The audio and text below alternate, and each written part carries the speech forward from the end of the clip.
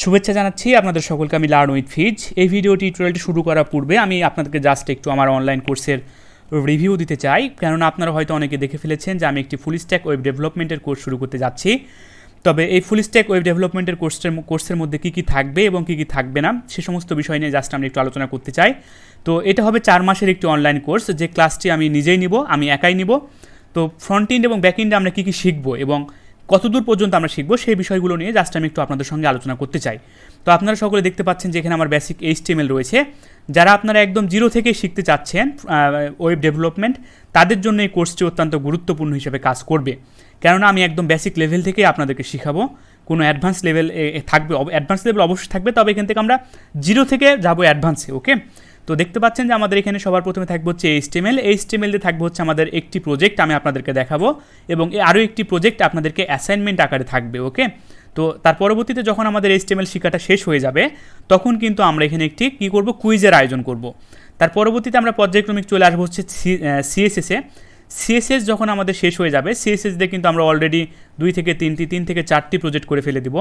তো এই যে প্রজেক্ট যখন আমাদের শেষ হয়ে যাবে, তখন কিন্তু আমি আপনাদেরকে অ্যাসাইনমেন্ট দেবো, একটি বড় ধরনের অ্যাসাইনমেন্টটা কভার করার পর CSS এর উপর থাকবে একটি আমাদের কুইজ। তার পরবর্তীতে থাকবে হচ্ছে আমাদের বুটস্ট্র্যাপে এখন আমাদের কি থাকবে, HTML CSS বুটস্ট্র্যাপ মিলে কীভাবে ওয়েবসাইট ডিজাইন করতে হয় রেসপন্সিভ সহকারে, সেগুলো আমরা শিখব। তো তার পরবর্তীতে বুটস্ট্র্যাপ নিয়ে থাকবে অবশ্যই আপনাদের উপর একটি কুইজ।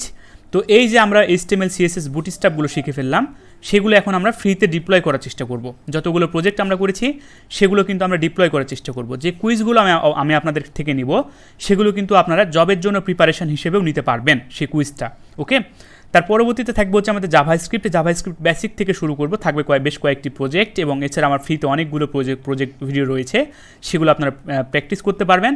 তার পরবর্তীতে রয়েছে আমাদের জেকুয়েরি এবং জাভাস্ক্রিপ্ট মিলে আমরা একটি টেমপ্লেট ডেভেলপমেন্ট করা শুরু করে দেব। শুধুমাত্র একটি নয়, বেশ কয়েকটি টেমপ্লেট ডেভেলপমেন্ট শুরু করব রেসপন্সিভ সহকারে, এবং আপনারা করবেন অ্যাসাইনমেন্ট সহকারে আরও বেশ কয়েকটি।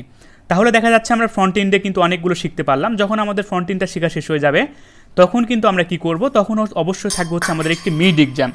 তো এই যে মিড এক্সাম কিন্তু অবশ্যই আমি ইন্ডিভিজুয়াল ভাইবা আকারে নেব, কেননা আপনারা কাজগুলো শিখছেন নাকি কপি করছেন সেটা আমি তো বুঝতে পারবো না। তো অবশ্যই কিন্তু আমি এগুলো ভাইবা নিব, এবং মাঝে মাঝে ক্লাসের মধ্যেও আপনাদেরকে আমি স্ক্রিন শেয়ার দিয়ে কাজগুলো অবশ্যই আমি দেখব। তো এই যে 5টি বিষয় শেষ হয়ে যাওয়ার পর আপনারা ফ্রিতে যে সমস্ত প্রজেক্টগুলো করবেন সেগুলো আবারও ডিপ্লয় করার চেষ্টা করবেন, সেটা গিটহাব বা যেখানে হোক না কেন ডিপ্লয় করবেন। তার পরবর্তীতে চলে যাবো হচ্ছে আমরা ব্যাক এন্ডে। ওকে, তো ব্যাক এন্ডে আসবে হচ্ছে আমাদের PHP আমরা একদম ফান্ডামেন্টাল থেকে শেখাটা শুরু করব। ফান্ডামেন্টাল শেখাটা শেষ হয়ে গেলে আমাদের থাকবে হচ্ছে একটি কুইজ। তার পরবর্তীতে থাকবে হচ্ছে আমাদের MySQLটা যখন আমাদের বেসিক ফান্ডামেন্টালটা শেষ হয়ে যাবে, php+mysql মিলে আমাদের প্রজেক্ট করা শুরু হয়ে যাবে। এই যে এখান থেকে আমরা ডেভেলপমেন্ট পথটা শুরু করে দেবো। ওকে, তো কীভাবে অ্যাডমিন প্যানেল বানাতে হয়, অ্যাডমিন প্যানেল থেকে কীভাবে তথ্যগুলোকে হ্যান্ডেল করতে হয়, কীভাবে ছোটো ছোটো অ্যাপ্লিকেশন তৈরি করতে হয়, এগুলো অবশ্যই আমাদের থাকবে। তো 2টা মিলে থাকবে কুইজ। তার পরবর্তীতে অ্যাজাক্স কীভাবে অ্যাডমিন প্যানেলে ব্যবহার করতে হয়। আমি কিন্তু ইতিপূর্বে কিন্তু php+mysql অ্যাজাক্সের উপর প্রায় ফ্রি ভিডিও কিন্তু অনেকগুলো দিয়েছি, আপনারা সেগুলো প্র্যাকটিস করতে পারেন। তো জেকুয়েরির উপর ফ্রি ভিডিও আমার রয়েছে, জাভাস্ক্রিপ্টের উপর রয়েছে, HTML এর উপর রয়েছে, CSS এর উপর রয়েছে। ওকে, তো এত কিছু যখন হয়ে যাবে, php+mysql অ্যাজাক্স যখন আমাদের শেখাটা শেষ হয়ে যাবে, তখন আমরা 3টা মিলে একটি প্রজেক্ট ডিপ্লয় করার চেষ্টা করব আমাদের ফ্রিতে। যখন আমাদের 3টা শেষ হয়ে যাবে, তখন কিন্তু আমরা চেষ্টা করব হচ্ছে PHP OOP-তে অবজেক্ট ওরিয়েন্টেড প্রোগ্রামিং। যখন আমরা বেসিকটা কভার করব, তার পরবর্তীতে আমরা একটি কুইজ থাকবে। কুইজ থাকার পর চলে যাব হচ্ছে আমরা লারাভেলে যাওয়ার পর আমরা একদম ফান্ডামেন্টাল থেকে লারাভেলটা শেখা শুরু করে দেব। ফান্ডামেন্টাল থেকে শেখাটা শুরু করার পর আপনাদেরকে আমি যে বিষয়টা নিয়ে আলোচনা করব, লারাভেলের বেসিক স্ট্রাকচার, তার পরবর্তীতে কীভাবে অ্যাজাক্স দিয়ে লারাভেল ইউজ করতে হয়, এগুলো আমরা কিন্তু আলোচনা শুরু করব। এবং থাকছে আমাদের ছোট ছোট বেশ কয়েকটি লারাভেল দিয়ে প্রজেক্ট, যেগুলো আপনারা ফ্রিতে ডিপ্লয় করবেন। তাহলে দেখা যাচ্ছে যে আমরা ফ্রন্ট এন্ড ব্যাক এন্ড যেগুলো আমাদের শেখাটা শেষ হয়ে যাবে, তাহলে কিন্তু আপনারা অনেকগুলো বেশ কয়েকটি প্রজেক্ট আপনারা নিজে নিজে তৈরি করতে পারছেন। আপনাদের CV কীভাবে তৈরি করতে হয়, কমিউনিকেশন স্কিল কীভাবে তৈরি করতে হয়, তার পরবর্তীতে গ্রুপের মধ্যে কাজ কীভাবে করতে হয়, এগুলো সমস্ত কিন্তু আমি আপনাদেরকে ক্লাসের মধ্যেই কিন্তু অবশ্যই আমি আপনাদেরকে শিখিয়ে দিব, এবং আমি তো অবশ্যই লাইভ ক্লাসে আমি আপনাদের সঙ্গেই থাকছি। তার পরবর্তীতে এই যে আমাদের সমস্ত যে কাজগুলো করলাম, প্রজেক্টগুলো করলাম, এগুলো দিয়ে এখন আমরা CV বানানোর চেষ্টা করব। CV বানানোর পর ফ্রিতে প্রজেক্ট করলেন, যে সমস্ত প্রজেক্টগুলো ফ্রিতে ডিপ্লয় করেছেন সেগুলো অ্যাড করে আমরা বিভিন্ন জায়গায় CV ড্রপ করব। CV দেওয়ার পর অবশ্যই আপনারা কী হবে, এতগুলো বিষয় শেখার পর আপনারা কিন্তু যে কোনো জায়গাতে অবশ্যই আপনারা যদি ভালোভাবে সম্পূর্ণ করতে পারেন, আমি যেভাবে আপনাদেরকে অ্যাসাইনমেন্ট দেবো, আপনারা আমাকে হোমওয়ার্ক যদি ভালোভাবে সম্পাদনা করতে পারেন, আপনারা যে কোনো আইটি সেক্টরে আপনারা বেসিক লেভেল, সুতরাং এইগুলো আপনাদের কিন্তু কমপ্লিট, বেসিক থেকে অ্যাডভান্স আপনাদের কিন্তু কমপ্লিট। সুতরাং আপনারা কিন্তু ইন্টার্নশিপ হিসাবে যে কোনো জায়গাতে আপনারা সিভি ড্রপ করতে পারবেন, সুতরাং আবেদন করতে পারবেন। তো এই যে আবেদন করার পর শুধুমাত্র আপনাদের বসে থাকলে হবে না, আপনাদেরকে আবেদন করার পর আপনারা কিন্তু নিজেই চেষ্টা করবেন আরও বহুদূর যাওয়ার। আপনারা সফটওয়্যার ডেভেলপমেন্ট হওয়ার চেষ্টা করবেন, বিভিন্ন ওয়েব অ্যাপ্লিকেশন বানানোর চেষ্টা করবেন। তো এই কোর্স ফিটার প্রাইস হচ্ছে 4200 টাকা। কন্ট্যাক্ট নাম্বার আমার এখানে রয়েছে। এখানে ঈদের পর থেকে ক্লাসটা আমি শুরু করবো, ঈদের 10 দিন পর থেকে 15 থেকে 20 জন নিয়ে শুরু করবো শুধুমাত্র ক্লাসটা। আমি আবারও বলছি, আপনারা এই নাম্বারে যোগাযোগ করবেন অবশ্যই আমার সঙ্গে। এটা আমার নিজের নাম্বার, আর যদি কোনো প্রশ্ন থাকে অবশ্যই আমাকে জানাবেন এই নাম্বারে। ধন্যবাদ সকলকে। এবং যদি ভর্তি হওয়ার ইচ্ছা পোষণ করে থাকেন তাহলে এখান থেকে ডিরেক্ট আমার নাম্বারে আমার সাথে কথা বলতে পারেন, কিংবা আমার এই নাম্বারে ফিজ স্ট্যাক লিখে একটি মেসেজ পাঠিয়ে রাখতে পারেন। ধন্যবাদ সকলকে। আল্লাহ হাফেজ। আসসালামু আলাইকুম সবাইকে। এই ভিডিও টিউটোরিয়ালে আপনাদের সঙ্গে আমি যে বিষয়টা নিয়ে আলোচনা করব সেটা হচ্ছে এমভিসি কী এবং কেন। ওকে, তো এই যে এমভিসি আপনারা সকলে দেখতে পাচ্ছেন, হয়তো আপনারা এমভিসি দেখা মাত্রই অনেকে চিনে ফেলেছেন। এটা আমাদের কি মডেল, ভিউ এবং কন্ট্রোলার, তাই না? তো আপনারা যারা লারাভেল ফ্রেমওয়ার্ক নিয়ে কাজ করছেন বা যারা এমভিসি বুঝতে পারছেন না তাদের জন্য এই ভিডিও টিউটোরিয়ালটি, কিংবা আপনারা যারা আরও পিএইচপি ফ্রেমওয়ার্ক নিয়ে কাজ করছেন কিংবা .NET নিয়ে কাজ করছেন, সেখানেও কিন্তু আমাদের এমভিসি এই স্ট্রাকচারটি কিন্তু রয়েছে বা এমভিসি প্যাটার্নটি আমাদের রয়েছে। সুতরাং আমরা লারাভেলে এমভিসি প্যাটার্নটি কীভাবে কাজ করে থাকে সেই বিষয়টা নিয়ে কিন্তু আমরা আলোচনা করতে চাই। তো প্রথমে আমরা জানতে চাই যে এমভিসি কী এবং এটা কিভাবে আমাদের কাজ করে। ওকে, তো এইটা হচ্ছে এমন একটি প্রক্রিয়া বা পদ্ধতি। তো এমভিসি কিন্তু হচ্ছে একটি প্রসেস। তো এটা আমরা বলতে পারি এটা একটি প্রক্রিয়া। তো এই প্রক্রিয়াতে কি হয়, এই প্রক্রিয়াতে আমাদের সফটওয়্যারকে 3টা ভাগে ভাগ করতে পারি বা 3টা ভাগে আমরা ভাগ করে ফেলি। তার পরবর্তীতে আমাদের এইটাও বলতে পারি বা আমাদের যে সমস্ত কোডিংগুলো রয়েছে বা সোর্স কোডগুলো রয়েছে সেগুলোকে আমরা 3টা ভাগ করার প্রক্রিয়া। তাহলে এটাই হচ্ছে আমাদের এমভিসি। তাহলে এক কথায় এটা আমরা কি বলতে পারি, আমাদের যে সফটওয়্যারটি রয়েছে, আমাদের সফটওয়্যার 3টি ভাগে ভাগ করে ফেলার যে প্রক্রিয়া বা আমাদের সোর্স কোডগুলিকে 3টি ভাগে ভাগ করার প্রক্রিয়া হচ্ছে এমভিসি। তো এখন আমরা জেনে নেব হচ্ছে এমভিসির একটি রিয়েল লাইফ এক্সাম্পল। তো এতটুকু ডেফিনেশন দেওয়ার পরে আপনারা হয়তো অনেকে বুঝতে পারছেন না। তো লক্ষ্য করে দেখেন, এখানে রয়েছে আমাদের কি, এটা হচ্ছে আমাদের ভিউ। ওকে, তো দেখতে পাচ্ছেন এটা হচ্ছে আমাদের গাড়ির সামনের অংশ, সুতরাং এটা হচ্ছে আমাদের ইউজার ইন্টারফেস। তাহলে এটা বুঝতে পাচ্ছেন যে ভিউতে থাকবে হচ্ছে আমাদের ইউজার ইন্টারফেস। তো এটা হচ্ছে কিন্তু আমাদের সেই কাঙ্ক্ষিত ইউজার ইন্টারফেস।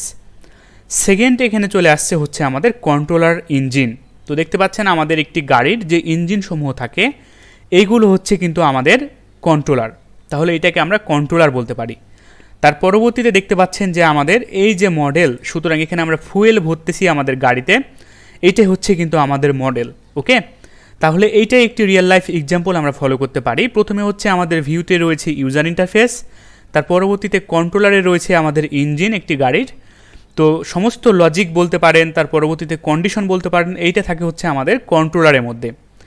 তাহলে এই যে কন্ট্রোলার থেকে যাবে এখন কোথায়, কন্ট্রোলার থেকে যাবে হচ্ছে আমাদের এখন মডেলে। তাহলে মডেলের মধ্যে থাকবে আমাদের যাবতীয় ডাটা অ্যাপ্লিকেশন সমূহ থাকবে হচ্ছে আমাদের মডেলে। ওকে, তো এখন জাস্ট দেখে নিই আমাদের এমভিসি প্যাটার্ন যে 3টা স্টেপ ফলো করে বা 3টা পার্ট ফলো করে সেগুলো কি কি। তো প্রথমে আপনারা দেখতে পাচ্ছেন যে ডাটা অ্যাপ্লিকেশন। তো ডাটা অ্যাপ্লিকেশন আমাদের রয়েছে, দ্বিতীয়তে রয়েছে আমাদের লজিক অ্যাপ্লিকেশন, 3 নম্বরে রয়েছে হচ্ছে আমাদের ইউজার ইন্টারফেস। তো এই যে 3টি প্রক্রিয়া, তো ডাটা অ্যাপ্লিকেশন, তার পরবর্তীতে আমাদের লজিক, তার পরবর্তীতে হচ্ছে আমাদের ভিজিবল পার্ট বা আমাদের ইউজার ইন্টারফেস, এটা আমরা বলতে পারি। তো এখন এই 3টা প্রক্রিয়া আমাদের এমভিসি প্যাটার্নের সঙ্গে, সুতরাং এমভিসির সঙ্গে কোনটার সঙ্গে ম্যাচ করে সে বিষয়টা নিয়ে জাস্ট আমরা একটু আলোচনা করতে চাই। তো প্রথমে দেখতে পাচ্ছেন আমাদের মডেল। তো মডেল কিন্তু রয়েছে আমাদের ডাটা অ্যাপ্লিকেশন। আপনারা এখানে দেখতে পাচ্ছেন যে ডাটা অ্যাপ্লিকেশন, এই ডাটা অ্যাপ্লিকেশন হচ্ছে আমাদের মডেল। ওকে, তো আমাদের যাবতীয় ডাটা অ্যাপ্লিকেশন সমূহ থাকবে হচ্ছে আমাদের মডেলে। তার পরবর্তীতে আমাদের ইউজার ইন্টারফেস, আমরা যখন একটি সফটওয়্যার তৈরি করব বা আমরা একটি যখন ইউজার ইন্টারফেস বা আমরা যখন একটি ওয়েব ফ্রন্ট এন্ডের পার্টগুলো আপনারা যেটা বুঝে থাকেন, সুতরাং সেটা হচ্ছে আমাদের ইউজার ইন্টারফেস। তো এই ইউজার ইন্টারফেস যাবতীয় সমস্ত কিছু থাকবে হচ্ছে আমাদের ভিউয়ের মধ্যে। তো এখান থেকে আমরা পেলাম কি, আমাদের ডাটা অ্যাপ্লিকেশন থাকবে হচ্ছে মডেলে, তার পরবর্তীতে আমাদের একটি সফটওয়্যারের ইউজার ইন্টারফেস থাকবে বা একটি ওয়েব অ্যাপ্লিকেশনের ইউজার ইন্টারফেস থাকবে হচ্ছে আমাদের ভিউতে। তার পরবর্তীতে যাবতীয় লজিক, যাবতীয় কন্ডিশন, যাবতীয় টার্মস আমাদের থাকবে হচ্ছে আমাদের কাঙ্ক্ষিত কন্ট্রোলারের মধ্যে। তাহলে এই যে দেখতে পাচ্ছেন এমভিসি, এই প্যাটার্নটা হচ্ছে আমাদের হচ্ছে এমভিসি মডেল। সুতরাং এই তিনটা প্যাটার্ন মিলেই কিন্তু হচ্ছে আমাদের এমভিসি। তো মডেল, ভিউ, কন্ট্রোলার। ওকে, তো এখন আমরা দেখতে চাই যে আমাদের এমভিসি প্যাটার্নটা কিভাবে কাজ করে থাকে সেই বিষয়টা নিয়ে জাস্ট একটু আলোচনা করতে চাই। তো আপনারা এখানে দেখতে পাচ্ছেন যে ডাটা আমাদের ইনসার্ট যখন আমরা করব তখন সবার প্রথমে যাবে হচ্ছে আমাদের ভিউতে।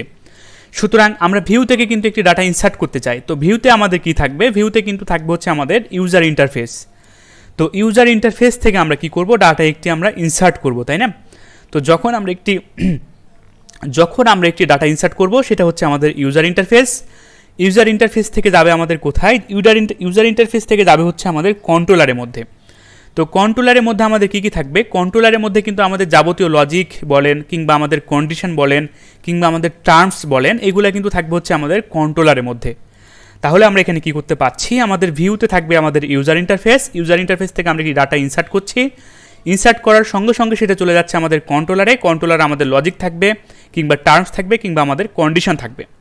তো এটাই হচ্ছে সে আমাদের কন্ট্রোলার। তো এখন এই কন্ট্রোলার থেকে কোথায় যাচ্ছে, কন্ট্রোলার থেকে যাচ্ছে হচ্ছে আমাদের মডেলে। তো মডেল থেকে আমাদের কোথায় যাচ্ছে ডাটাটা, মডেল থেকে আমাদের কাঙ্ক্ষিত ডাটাটা যাচ্ছে হচ্ছে আমাদের ডাটাবেজে। ওকে, তো এটাই হচ্ছে কিন্তু আমাদের একটি এমভিসি প্যাটার্ন, এইভাবে আমাদের কাজ করে থাকে। তো এখন আপনি এডিট করতে চান কিংবা ডিলিট করতে চান, তো সেমভাবে কিন্তু আপনার এই প্যাটার্নটা কাজ করে থাকবে। ওকে, তো এই যে আমাদের এই কাজ, সুতরাং এমভিসি প্যাটার্ন আমি আশা করি আপনাদের সকলকে বোঝাতে পেরেছি। তো এইটা কিন্তু লারাভেলে আমাদের দিয়ে দেওয়া থাকে। লারাভেল নিয়ে আপনাকে কোনো টেনশন করতে হবে না। যখন আপনার একটি প্রজেক্ট ক্রিয়েট করবেন তখন কিন্তু অটোমেটিকভাবে লারাভেল আমাদের যে বয়লার টেমপ্লেটটি রয়েছে, এই বয়লার টেমপ্লেট তখন আমাদের কি করবে, এটা আমাদেরকে দিয়ে দিবে। সুতরাং এই যে আমাদেরকে এমভিসি প্যাটার্ন, এটা নিয়ে আমাদের কোনো টেনশন করতে হবে না, এটা কিন্তু আমাদেরকে দিয়ে দিবে। ওকে, তাহলে এখন এসে আমরা জেনে নিই এমভিসির সুবিধাসমূহ। এখান থেকে আমাদের সময় কম লাগবে। তার পরবর্তীতে সোর্স কোডগুলি গুছানো থাকে। তার পরবর্তীতে আমরা বলতে পারি সহজে সব কিছু বোঝা যায় এবং এখান থেকে আমরা ম্যানিপুলেশনটা খুব ইজিলি করতে পারি। উন্নত কর্মক্ষমতা বা কার্যক্ষমতা যেটাই বলেন না কেন, এবং একাধিক বিল্ট ইন কার্যকারী ক্ষমতা যেটা রয়েছে সেটা আমাদেরকে প্রদান করে থাকে। সুতরাং লারাভেলে এমভিসি প্যাটার্নটা নিয়ে আমাদের কোনো টেনশন করার কারণ নেই। এটা আমাদেরকে বয়লার প্লেট আগে থেকে দিয়ে রাখে বা প্রদান করে। তো এটাই হচ্ছে আমাদের এমভিসি সমূহ বা এমভিসির সুবিধাসমূহ এবং এমভিসি প্যাটার্ন কীভাবে কাজ করে সে সমস্ত বিষয়সমূহ। ধন্যবাদ সকলকে।